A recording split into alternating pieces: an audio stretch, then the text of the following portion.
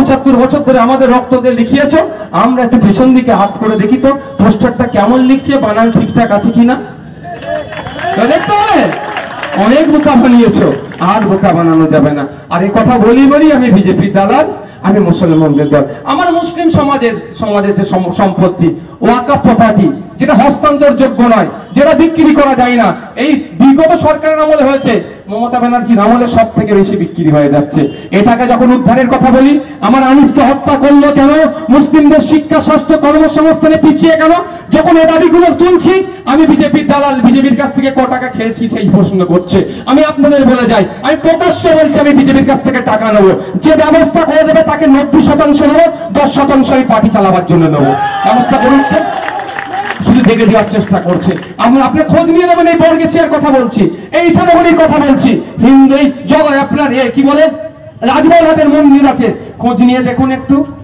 হিন্দু সমাজের পূর্বপুরুষেরা ধর্মের নামে, দেবদেবীর নামে কিছু সম্পত্তি উৎসর্গ করে গিয়েছে, যেটাকে দেবত্ব সম্পত্তি বলে।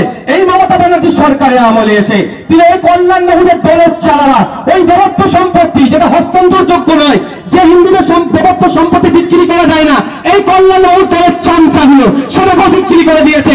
যখন আমি উদ্ধারের কথা বলছি, আমরা উদ্ধার করে যখন মন্দিরের নামে, দেবদেবীর নামে ফিরিয়ে দেওয়ার কথা বলছি, তখনই নওশাদ সিদ্দিকী মুসলমানদের ছেলে, মুসলমানদের দল হয়ে যাচ্ছে, আইএসএফ তখন মুসলমানদের দল হয়ে যাচ্ছে। কোথায় যাবো রে? মুসলিম মা বোনের কথা বললে বিজেপির দালাল, আমার হিন্দু মা বোনের কথা বললে মুসলমানদের দল। তা বলা কি বন্ধ করে দেবো? আমার সাথে পেরে ওঠে না, আমি বলে রাখছি। আমি চ্যালেঞ্জ করছি, অহংকার নয়, গর্ব করছি। আমি আপনাদের দোয়া আশীর্বাদ, আপনার সাথ আছে, আমার সাথে পেরে ওঠে না। মিথ্যা মামলা দিয়ে আমাকে কি করেছিল, এই নাসির সাহেবও আছে, তো এই নাসির সাহেবকে 42 দিন আমাদেরকে জেল খাটিয়েছিল। কিছু করতে পেরেছে? কিছুটি করতে পেরেছে? ভাষাটা খারাপ হয়ে যাবে, প্রসঙ্গ একটা দেখাতে পারেনি।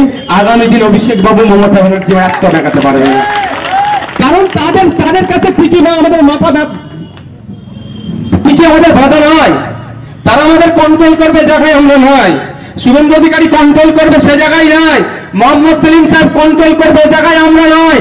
আমরা নীতি নৈতিকতার লড়াই আছি। মানুষ আজকে বঞ্চিত, চাকরি চুরি হচ্ছে, বাচ্চার মিড ডে মিল থেকে চুরি হচ্ছে, বড়দের রেশন চুরি হচ্ছে, জঙ্গি জঙ্গলের স্বাভাবিক অধিকার আদিবাসীদের থেকে কেড়ে নেওয়া হচ্ছে। আদিবাসী সমাজের জন্য যে সিট সংরক্ষণ আছে, দলিতদের জন্য যে সিট সংরক্ষণ আছে, মাইনরিটি মুসলিমদের জন্য যে সিট সংরক্ষণ আছে, টাকার বিনিময়ে সে সিট বিক্রি হচ্ছে। আমরা সিদ্দিকী চুপ করে থাকতে পারে না, আইএসএফ পারে না, তাই লড়াই আছে, সেগুলো ফিরিয়ে দিতে চাই। আর এগুলো বলছি বলে জবাব দিতে পারছেন, আমাদের জেল খাটিয়েছে। তবে বলে রাখি, একবার কেন, যদি 100 বার জেল খাটাই নওশাদ সিদ্দিকীদেরকে, 100 বার জেল খাটবে এই মমতা ব্যানার্জি, অভিষেক ব্যানার্জি, এই শুভেন্দু অধিকারীদের কাছে মাথা নত করবে না। ভরসা করলে আগিয়ে আসবেন, হাত ধরবেন, একসাথে লড়াই করব, গণতন্ত্রকে রক্ষার লড়াই করব, আপনার অধিকার বুঝিয়ে দেওয়ার লড়াই করব।